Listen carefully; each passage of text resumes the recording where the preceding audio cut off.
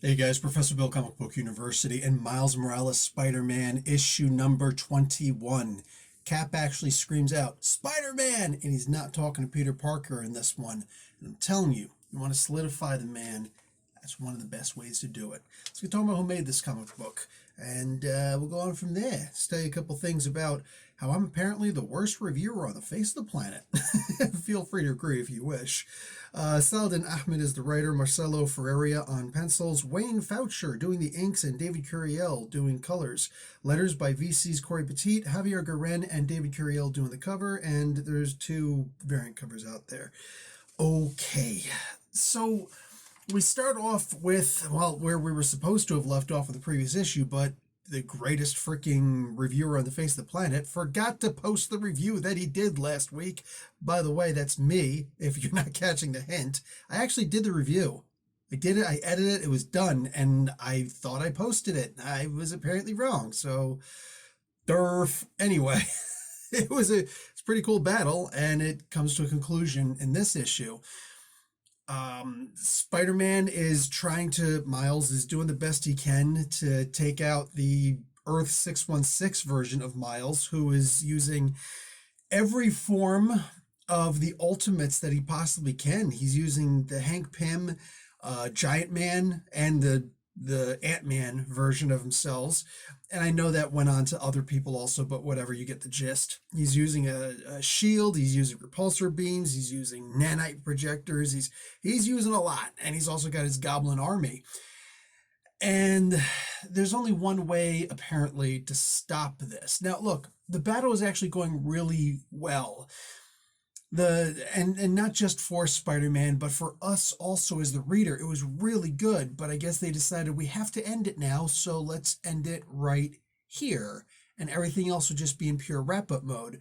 But the battle wasn't over. Nothing was over. And they just rushed that ending. And it's a shame because, imagine if you're running a race and it's a 2 kilometer race. Okay, and you're running, and then for that last, I don't know, you got like maybe a quarter of a kilometer left. That's super close. You're right there. You could sprint the rest of the way if you wanted to, but instead you decided to take a shortcut. And you just, instead of running all the way around the field, I'm going to run straight through the field, and you just disqualified yourself. Why would you do such a thing, right? Sorry, I used to be a runner, hence I'm going to make comparisons to running. And in this particular case, like Cap goes and points out, hey, here's the weakness. You notice his right foot, he's a little bit unstable on it. He's no Hank Pym, he's not used to this stuff. So Spider-Man immediately proceeds to attack his left foot, causing him to put all of his weight on his right foot, therefore causing him to fall. Freaking brilliant. Brilliance! And then there's a little bit of play back and forth, but then it comes to the point where somebody has to make a sacrifice. Now, unfortunately, and I'm not going to sit here and start spoiling the whole comic book, all right, but somebody makes a sacrifice, and whether it's permanent or not, it is permanent until at least the end of the book, the end of this issue. And it's something that we've seen before, which is heartbreaking, because if it's been done, why would you try to redo it? Do you think you could do it better? Do you think you could do better by taking a shortcut? By rushing the ending? It's a shame because, and like, I'm not mad at Saladin Ahmed for doing this, but I'm a little bit ornery at Saladin Ahmed for doing this. Why? Because I just watched like a perfect game being pitched, and in the last inning, they switched pitchers. I used to play baseball a lot when I was a kid. Sorry, so I'm going to make an occasional baseball reference.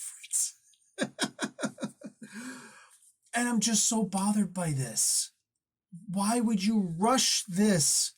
Damn it, this was amazing. They had to get rid of Cap, so Cap only really got to say, weakness. And I don't expect Cap to finish everything here, favorite hero or otherwise. I don't expect him to finish the fight because, for the love of God, his name isn't on the front of the cover. You know what I'm saying? This is not his book. But if you are in the book, be more than a glorified cheerleader and finger pointer. You know what I'm saying? Like, dude, get in a punch. Get in a punch. But the guy who sacrificed himself is in this for like I'd be surprised if it was 8 panels and then it's over. And look, the art did it justice. The art certainly helped to make it more believable, but you don't just end a comic book like that. And then there's the feelings, there's the emotion, a lot of emoting. Most of that's coming from Miles. It's fine. He's a teenager. There's the part where he says, um, well, he says what he's going to say. I don't want to spoil anything. And the Cap says, no, no, no, he did mean it. He says this about Miles, who yells at Cap. No, he did mean it, and he feels bad. I think this is just a way of rushing things because I think Cap would be smart enough to understand that, especially having worked with Bucky for so long,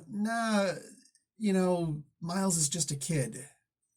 He's just a kid. He could tell by the voice. I mean, come on, he doesn't have to know his identity, but he definitely figured it out through this, right? But no, he would have figured he's a kid. Of course he didn't mean it. You know what I'm saying? Or he did, but it's temporary and that's just the way kids are, whatever. But this was rushed. So unfortunately, it was just Cap kind of taking an L in order to get out of the comic book instead of actually exploring what Miles would feel. Now, this was a carbon. I want to say it's a carbon copy of something we've already seen before, but no, it's a shortcut of what we've already seen before, and it really cheapens the book to me. That's a shame. This book deserves better. Saladin Ahmed deserves better for himself, and I'm really sad that he took this shortcut. I don't know why it happened. Maybe he was ordered to. I don't know. So I don't know who to be angry at, but I am angry that this just ended in this way. Damn it, man. This could have been the perfect issue this week. It really could have been. It's not to say it was bad in any way. It's just when you're so close and you see where it went wrong and it didn't have to happen. At least not from my perspective. Guys, if I ever miss a comic book, please remind me in my This Week in Comics video or in my Saturday review, live stream that I do, whatever. Not in somebody else's comic book review. Please don't do that because that's a little weird. But whatever, just remind me, hey, Professor, you going to do a review on such and such? And even if I don't interact with the post, there's still at least a 75 to 80% chance that I've seen the post and I can say, wait, I didn't post that. After a day of not hearing anything about a post or not hearing any complaints about a video that I at least think that I posted, I'll delete the video. So I couldn't even recover that issue number 20 video if I wanted to, which I kind of want to. Anyway, yeah, just a heads up to remind me because apparently there are a lot of people who enjoy seeing the reviews for this. And I don't like letting people down. So yeah, let me know. I am still going to stay on this comic book. It's too good not to keep on reading it. And the next issue looks like by the cover, it's going to be Starling talking to Miles. And I am always going to be here for seeing their relationship bud and bloom because I just really want to see these two together. I think that they are the perfect dysfunctional relationship. And I am so here for seeing all of the angst and the drama and all that craziness that's going to ensue with these two trying to figure their lives out. Oh, man. So sign me up. I'm here. Let's go.